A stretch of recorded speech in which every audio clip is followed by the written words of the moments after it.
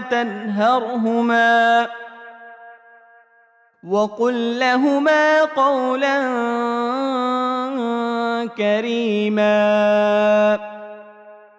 صدق الله العظيم। পরম করুণাময় ও অসীম দয়ালু আল্লাহর নামে শুরু করছি।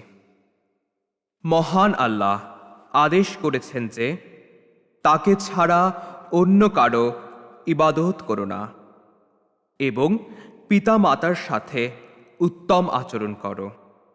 অতঃপর তাদের মধ্যে একজন অথবা উভয়ই যদি বার্ধক্যে উপনীত হয় তবে তাদের মনে কষ্ট দিও না এবং তাদেরকে ধমক দিও না।